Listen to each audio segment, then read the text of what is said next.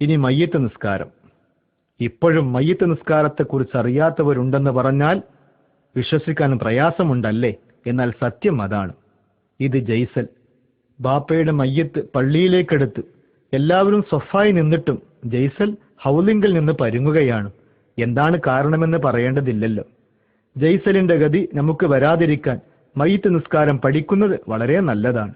ഏത് നിമിഷവും ഇതിന്റെ ആവശ്യം വരാം. മയ്യിത്ത് പുരുഷനാണെങ്കിൽ തലഭാഗത്തും സ്ത്രീയാണെങ്കിൽ ഉദരത്തിന്റെ ഭാഗത്തുമാണ് ഇമാം നിൽക്കേണ്ടത്. ആദ്യമായി നിയ്യത്ത്. ഈ മയ്യിത്തിന്റെ മേൽ ഫർളായ നിസ്കാരം ഞാൻ നിർവഹിക്കുന്നു. നിയ്യത്തോടെ തക്ബീറത്തുൽ ഇഹ്റാം ഉച്ചരിച്ച് കൈകെട്ടുന്നു. ഇത് മയ്യിത്ത് നിസ്കാരത്തിലുള്ള ഒന്നാം തക്ബീർ. ഇങ്ങനെ 4 തക്ബീറുകളാണ് മയ്യിത്ത് നിസ്കാരത്തിലുള്ളത്. ഒന്നാം തക്ബീറിന് ശേഷം ഫാത്തിഹ ഓതുക. രണ്ടാം തക്ബീറിന് ശേഷം നബി സല്ലല്ലാഹു അലൈഹി വസല്ലമയുടെ മേൽ സ്വലാത്ത് ചൊല്ലുക. ചുരുങ്ങിയത് അല്ലാഹുമ്മ സ്വല്ലി അലാ മുഹമ്മദിൻ.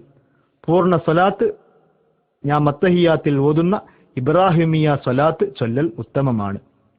മൂന്നാം തക്ബീറിന് ശേഷം മയ്യിത്തിന് വേണ്ടിയുള്ള പ്രാർത്ഥനയാണ്. ഇവിടെയാണ് പലരും അങ്കലാപ്പിലാവാറുള്ളത്. അല്ലാഹുമ്മ ഗഫിർ ലഹു എന്നെങ്കിലും മറക്കാതിരിക്കുക. ഇത് ചൊല്ലിയാൽ ബാധ്യത വീടി.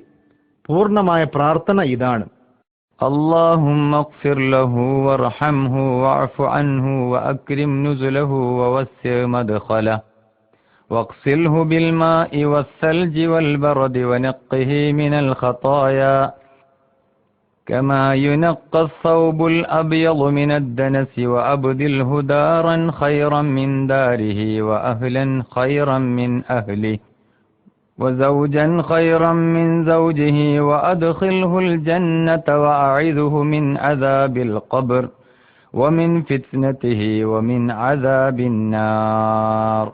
നാലാം തക്ബീറിന് ശേഷം ചൊല്ലൽ സുന്നത്തായ ദുആ: اللهم لا تحرمنا أجره ولا تفتنا بعده واغفر لنا وله ربنا آتنا في الدنيا حسنة وفي الآخرة حسنة وقنا عذاب النار. ചൊല്ലാൻ അറിയാത്തവർ നാലാം തക്ബീറിന് ശേഷം സലാം വീട്ടിയാൽ മതി. എങ്കിലും ചൊല്ലാൻ പഠിക്കുക. ഇനി സലാം വീട്ടൽ. വലതുഭാഗത്തേക്ക് തലതിരിച്ച് അസ്സലാമു അലൈക്കും വറഹ്മത്തുള്ളാഹി വബറകാതുഹു. ഇത് തന്നെ ഇടതുഭാഗത്തേക്ക് തിരിഞ്ഞും ചൊല്ലുക. മറഞ്ഞ മയ്യിത്താണെങ്കിൽ ഇന്നാലിന്റെ മയ്യിത്തിന്റെ മേൽ ഞാൻ നിസ്കരിക്കുന്നു, അല്ലെങ്കിൽ ഇമാം നിസ്കരിക്കുന്ന മയ്യിത്തിന്റെ മേൽ നിസ്കരിക്കുന്നു എന്നാണ് നിയ്യത്ത് ചെയ്യേണ്ടത്. അല്ലാഹുമ്മ ഗഫിർ ലഹു വർഹംഹു എന്നൊക്കെ ചൊല്ലുന്നത് മയ്യിത്ത് പുരുഷനാണെങ്കിലാണ്. സ്ത്രീയാണെങ്കിൽ അല്ലാഹുമ്മ ഗഫിർ ലഹ വർഹംഹ എന്ന്. 2 പേർക്കാണ് നിസ്കരിക്കുന്നതെങ്കിൽ അല്ലാഹുമ്മ ഗഫിർ ലഹുമ വർഹംഹുമ എന്നിങ്ങനെയും, 2-ലധികം മയ്യിത്തുകൾക്കാണെങ്കിൽ അല്ലാഹുമ്മ ഗഫിർ ലഹും വർഹംഹും എന്നിങ്ങനെയാണ് ചൊല്ലേണ്ടത്. ഓർത്തുവെക്കാൻ ചില മസ്അലകൾ.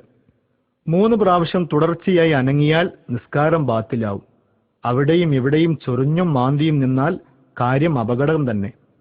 മൊബൈൽ റിങ് ചെയ്യുമ്പോൾ ബേജാറോടെ അത് ഓഫാക്കാൻ എടുക്കുമ്പോഴും അക്കിടി പറ്റാറുണ്ട്. സെഫിൽ നിന്ന് മുന്നോട്ടോ പിന്നോട്ടോ നീങ്ങി നിൽക്കുമ്പോഴും ശ്രദ്ധിക്കുക. ഒരു കാലടി വെച്ച് അതിന്റെ അനക്കം അടങ്ങിയ ശേഷം അടുത്ത കാൽ വെക്കുക. 3 പ്രാവശ്യം തുടർച്ചയായി അനക്കം അടങ്ങാതെ വെച്ചാൽ നിസ്കാരം ബാത്തിലാവും.